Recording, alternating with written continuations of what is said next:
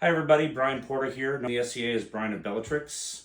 We're going to show you how to make coils of rings that can be cut into jump rings, chainmail rings, or any application of rings that you can think of. In my demonstrations today, I'm going to not only show you how to make the coils, I'm going to show you different methods on how to cut the coils into rings for your intended purpose, and I'm going to show you how to make your own mandrels at home so you can avoid having to buy expensive tools, spend a lot of money on various things. I have a lot of tools at my disposal here, but I'm going to do my best to show ways in which this can be accomplished with somebody's shop that is not as well equipped. So here we go with the first demo. So before we actually jump into one of the demos, I wanted to quickly go over the tools and equipment and materials that we'll be using to accomplish all the goals of the various videos we have.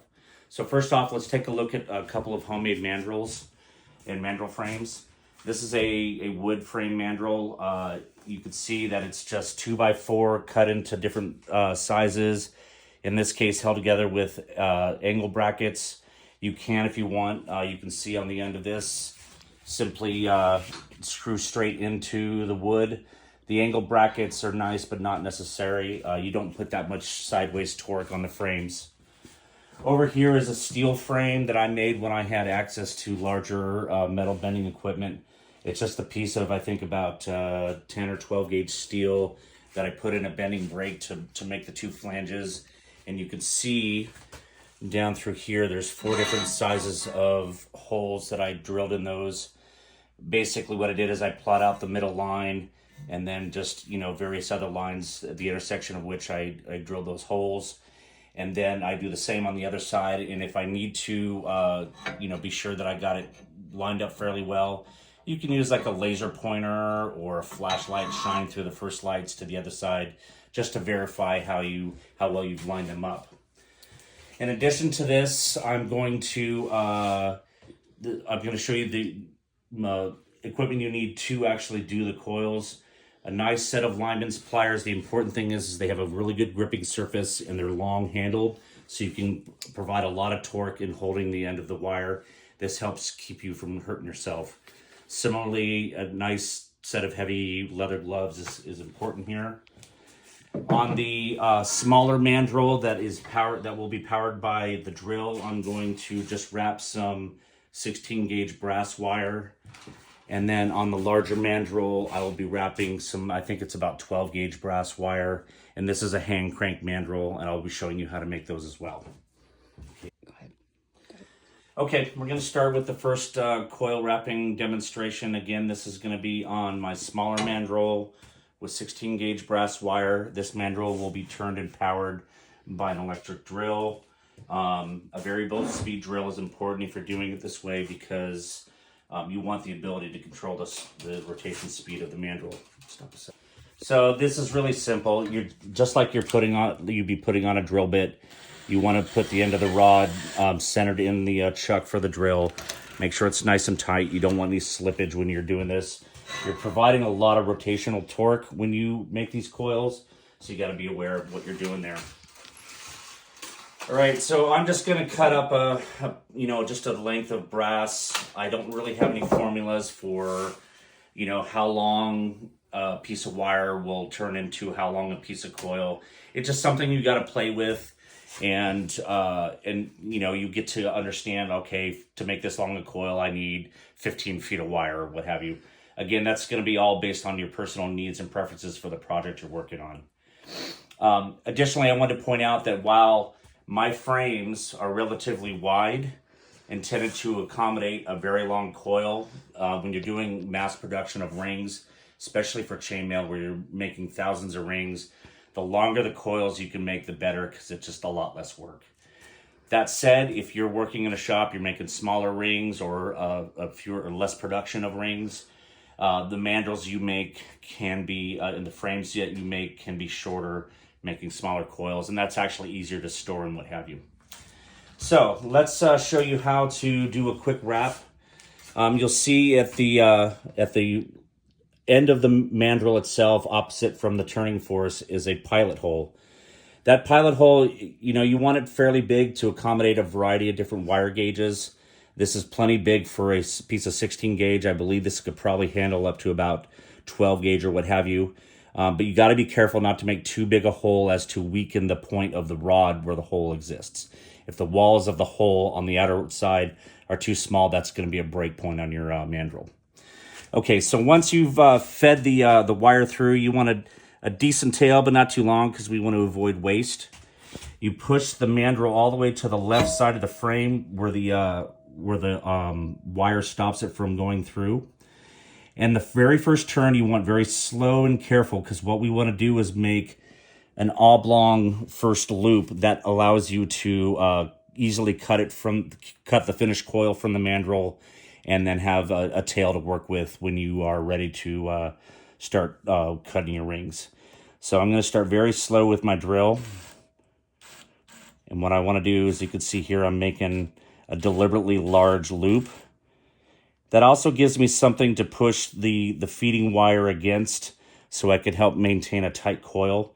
It's very easy, especially with a drill-driven mandrel, to either spread your coil out accidentally or actually run the wire back over the coil you just finished.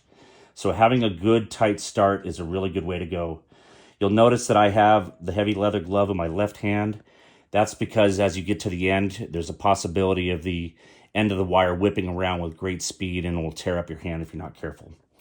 So I'm going to continue a slow motion until I've started my first couple of tight turns of the mandrel to make the first coils.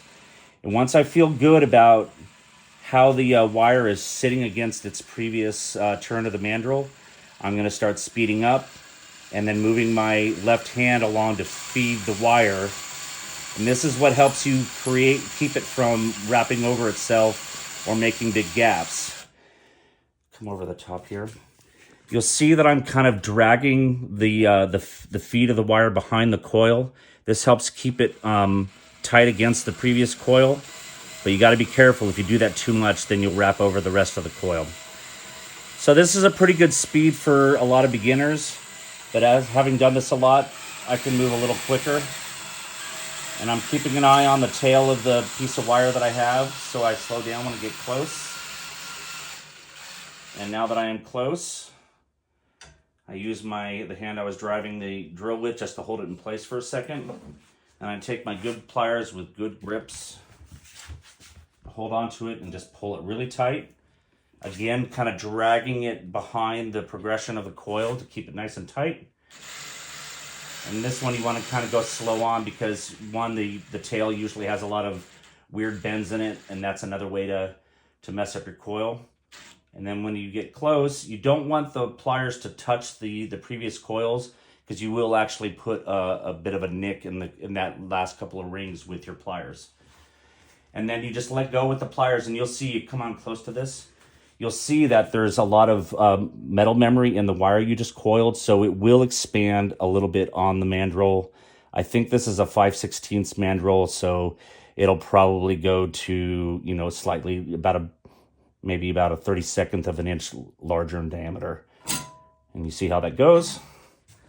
And then let me grab a pair of cutters. Just push it out a little bit, and that little larger loop that you made at the beginning, cut that off. Tail comes out, and then you just pull the coil off.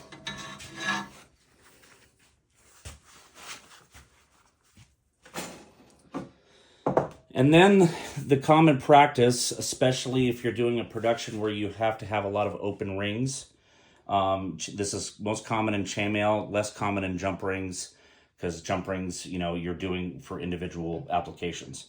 Anyways, what I like to do is stretch out my finished coil just big enough that when I cut them,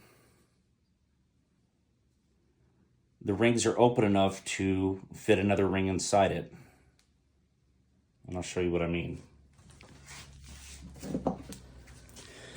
A note on cutting rings on a coil. The very best method is to have a natural shearing action. Most wire is not tempered enough for that to be successful. So the next best option for quick yet clean-ish end cuts are a pair of shears. I prefer the WIS M5. It's a bullnose or snub nose set of metal shears. This makes it so the thickness of the blades cutting are such that they don't spread out when you start to cut heavier metals. And that's important because as soon as those start to spread out, the blades here, then you get sloppy cuts. So I'll do a first cut on here. The reason I didn't do it on the very end is I didn't have something to demonstrate how well I can get the end open. Anyways, so what I do is I put the ring against the edge of the bottom blade, and I just do a quick little cut. That actually cut two, and it'd be hard to see here, but what that does in difference to a set of actual like wire cutters is it's shearing the metal, and it's creating much less of a burr, or in the case of wire cutters, an actual angle of the metal where they meet. Anyways, this helps you get the rings nice and tight with very little burrs when the ring is finished. And you can see here, since I spread the rings out, that the closed ring that I just made can easily fit into that ring to then close it. And that's the purpose of spreading out the coils like this. There's even a method you can do where you make your pilot hole on the mandrel. You make two of them, and what you do is you feed in two lines of wire and run them in parallel. And that way, when you unscrew what is basically two separate coils that are interwoven, when you unscrew them, that allows the spacing to already be there. But that's a really hard way to control wire on the mandrel. I don't recommend it for beginners. I don't even do it myself, and I've made probably millions of rings in my time. So that's the example of coiling on the mandrel with the drill powered setup here. And now I'm going to show you a way to do it on the hand crank. It's really the same. It's just patting your head and rubbing your belly at the same time type of thing. So again, I'm going to cut a section off of this. Is pretty thick wire. I think it's like 12 gauge, but it's dead soft brass, so it should be fairly easy to turn. Thicker wire, believe it or not, is easier to do clean coils because it's less likely to feed over itself or spread out. It stays within whatever whatever configuration you're trying to do much easier. So again, a very slow initial turn to get that big loop, and the first couple of turns on the thing, and then you just really get going. And you can see, it's not quite as fast as the drill powered mandrel, but it's still pretty efficient and something very easily done and used in a shop with fewer tools and less equipment. But you can see I'm getting a really nice tight coil on this thick wire. Again, the thick wire is a lot easier to accomplish this with. And I'll get towards the end. So one of the things you got to be careful though, when you let go of your turn handle on these hand crank ones, you saw how earlier when I did it with the weight of the drill kind of kept it in place. But the weight of the handle is not as heavy as the drill, so it will want to actually spin back around a little bit because of the torque we have on here. So just be careful when you let go. All right. What I'm doing now is just like I did on the other one, holding the end of the wire with my hefty pliers. These are Lyman's pliers if you're looking for the same exact thing. But any set of good pliers with a long handle and good teeth will accomplish the same goal. And once again, I'm avoiding pulling the end of the pliers all the way to the coil because I don't want to put that little nick in there. Instead, I'm just going to let it go. It's spread out already. And I cut off my initial loop. That little scrap of metal can go away, and this coil can come straight off. And once again, if I just gently pull these apart, and this is how you deal with the very end bits. You take your tail, you turn it 90 degrees from the angle of the coil, and you just do those last few rings. It's not perfect, but but that still accomplishes the goal of when you start cutting them, having them opened already. Back to the notion of cutting. When you are doing more fine work, jump rings for jewelry and what have you, the preferred method is a blade cut. There are tools you can get where the mandrel itself has a groove along one edge, and it sits in a frame that has just a slot over the top and allows you to run like a cutting disc from either a flex shaft motor or a Dremel. And then you can also, and that allows you to do a lot of cutting in one quick pass. That's an expensive tool. Not a lot of people have it. Unless you're making jump rings for a living, it's really not worth it. The other method is to hand cut. The ways in which that is best accomplished, I find using a standard jeweler soft frame. The thickness of the blade itself, there's two on here. That was for a different purpose, so don't try to use two blades on this for cutting rings. Anyways, when you're choosing the thickness of blade, keep in mind that when you're cutting a single ring, you're taking away as much metal from the ring the ring circumference as is the thickness of the blade. So even though the thought is, all right, I'm going to get a thick, toothy blade, I'll cut through these things really quick, and I'll get through it, and then you're going to have a small little gap there. So I go with as thin a blade as I can when I'm cutting jewelry jump rings. And here's an example of a coil I have for doing jump rings. You can see the nice thing about sawing, though, is the ends of the rings themselves are almost perfectly flat. You don't have any of the burrs that come from other cutting methods. All right, now that I've shown you how to make really nice tight coils with a variety of different diameters and sizes, I'm going to show you how to make the tools, how to actually make the mandrels in your shop.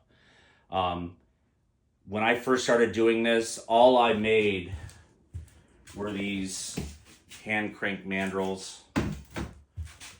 Those are large ones. There's a small diameter one here, right? Because I was new at it and I wasn't sure how well I would be able to control a drill-driven mandrel. And if I had to do this at like an event or something like that, all I would need is the frame, something to hold the frame in, and just my hand power to turn rings. But I work more efficiently these days by doing straight mandrels that I use the drill on, as I demonstrated before. That said, I wanted to show you how I did mandrels when I was first starting off with the hand crank. Yes, this is a lot easier to do if you have things like torches to heat metal with, a really nice, vise to put things in to bend with you. But I know not everybody has access to these pieces of equipment, so I'm going to do my best to show you how to do this on relatively inexpensive, maybe smaller equipment. And that's why I've set up my little, bench clamped mini vise. I want to say when I bought this, it was like $30. I mean, it's probably a little bit more these days. These are not too expensive. As you can see, it just clamps onto a nice overhang piece of work surface or what have you. And it actually provides a lot of what you need. So we're going to start. This is just a piece of rod that I happen to have that's big enough to demonstrate how to do these. Again, you don't have to make your frames when you make them either out of metal or even this long. But I'm using this because it's what I have available for this size of mandrel. And just to, I don't think I covered this earlier, each different hole in the mandrel is different sizes or in the mandrel frame is different sizes to accommodate different rods. And these rods are available at almost any hardware store. They have easily a dozen different diameter sizes to choose from. And they're usually, under $10 for like a 5-foot length of rod. So you can get more than one mandrel out of what you buy there. And, with 20, 30, $40, you can get, several different sizes to work with. But again, this is what we're working on. Assume at home you don't have the access to equipment to make these metal ones. So A wood frame will work just fine. Again, I'm only using the number 1 because that's the size I have to accommodate the spare piece of rod I have. So what I've done is I put the mandrel through the frame, so I have a little bit of an end sticking out. I don't want that falling through the hole as I'm in the process of turning it. And so what I did is then I gave it even a little bit more, and I marked where the first bend is going to be. You don't want it right up against there because the bend won't turn at a perfect 90. It actually, you know, rods bend at sort of a radius. So you want to account for the fact that there's going to be metal at the turn that won't fit through the rod. That's why my mark is, you know, 1/4 inch or so away from the end of the rod. And then what I do is I mark halfway between that first mark and the end of the rod will be my second turn. Also, I want to come over here and mark where my pilot hole is going to go, relatively close to the end of the frame there. Maybe even more, but I will double check that once I've bent the handle into shape. So, bending the handle. We are going to use my little mini vise. Hopefully you can handle it. When you get into bigger rods, the mini vise just won't be enough. You're going to need to upgrade or at least gain access to upgraded equipment. But this is, I think this is probably a 1/4 inch rod and should bend fairly well. I'm going to see if my lineman's pliers, wherever I put them down, that's right, there they are. I'm going to see where my lineman's pliers will do the job here. So I'm just going to start with a bend. It's probably going to bend the thing in an arc, but hopefully we'll get it close to the... I'm actually going to grip it further down. This is not probably the best set of pliers for this. Channel locks would probably work. And sometimes you will need a little bit of hammer help. And you want relatively a 90-degree angle, which I think we've accomplished.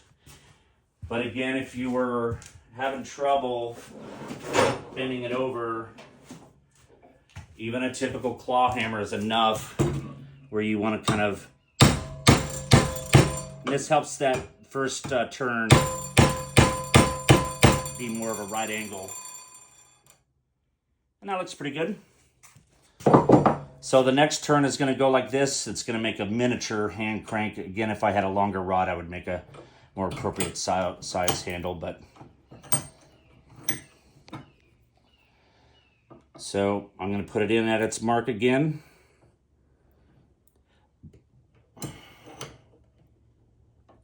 With a little bit of space between the mark and the top of the vise.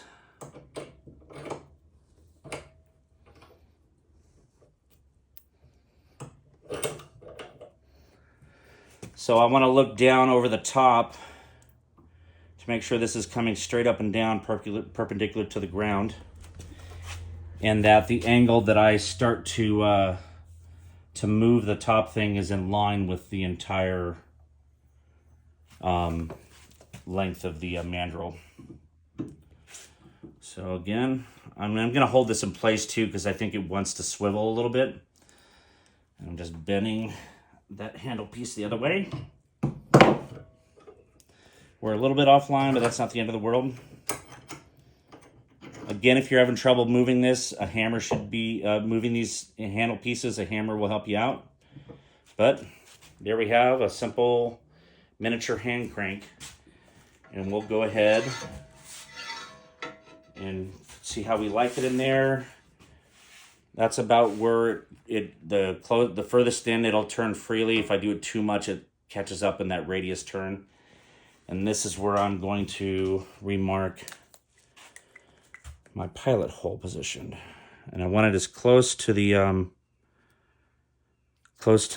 edge of the frame as possible. In this case, I'm going to use an 1/8 inch drill bit. Again, you want to drill your pilot hole at least as large as the largest piece of, or thickest piece of wire you would tend to use through there.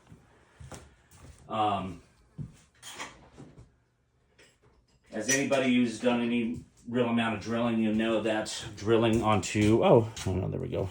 Drilling onto a piece of round anything is a real pain in the butt. So having a center punch to punch a pilot divot basically is best. If you don't have a center punch, this is an automatic one. They make just manual ones that you smack with a hammer. If you don't have access to any of that, you can do this out of a piece of finishing nail. Just file or sand down the end of the nail to a really nice point. They won't last more than a handful of strikes, but you only need one strike in this case.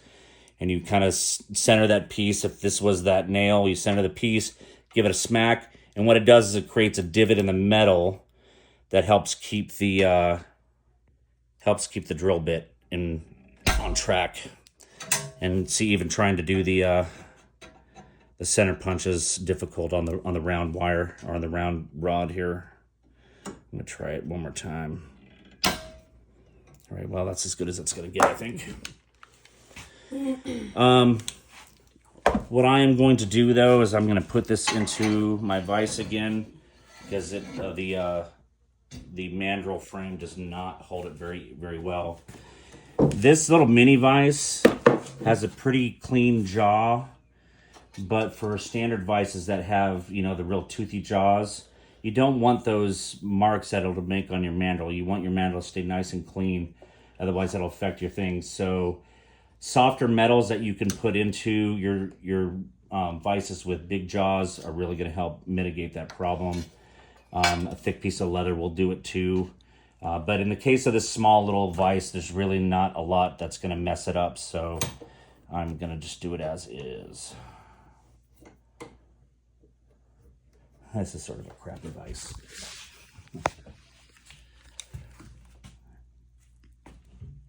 And I did my best to do it so, you know, the divot is on the top of the rod, but it's a little bit off to the side, so I'm compensating with the angle of the drill. Start off slow so you can take advantage of that pilot divot, and then the drill makes its own pilot, and from there you want to go, you know, go all the way through. Contrary to popular belief, when you're drilling, you want to drill relatively slow. If you go too fast, you will mess up the temper of the drill bit. You will also then harden the surface of the metal you're trying to drill through. And you can see on this demo here, as I'm going relatively slow, there's a fair bit of metal being pulled up by the drill bit. And this will get through the metal fairly easily without messing up your drill bit. This is about as fast as I'd want to go. And I can see I'm not going quite perpendicular through the rod, so I'm trying to adjust my angle. You're not drilling a perfectly, you know, sheer hole here. It's not that big a deal if like the opening is a little bit off. As long as it can accommodate the wire you're looking to coil.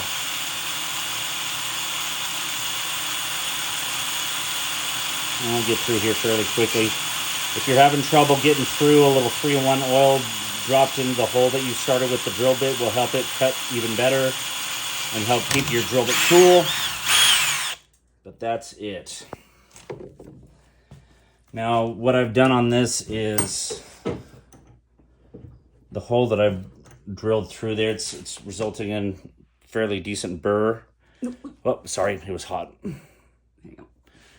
A quick and easy way to get rid of burrs, especially if you're not super worried about the finish, is you find a larger drill bit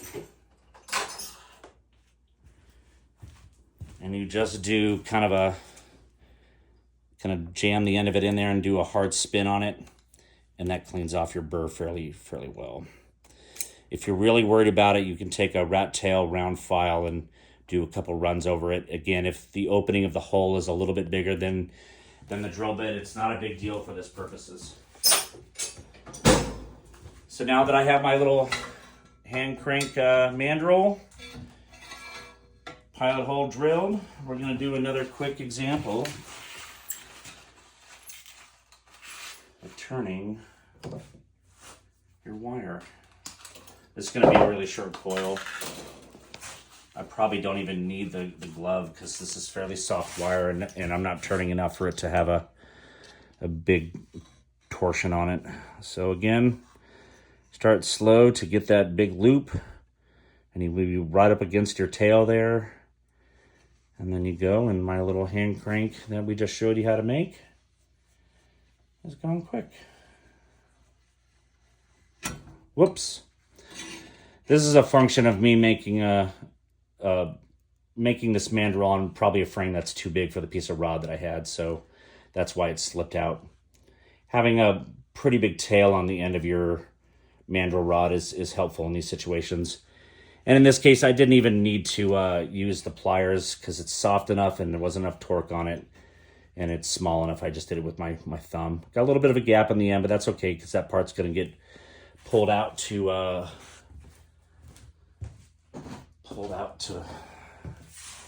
stretch out the coil.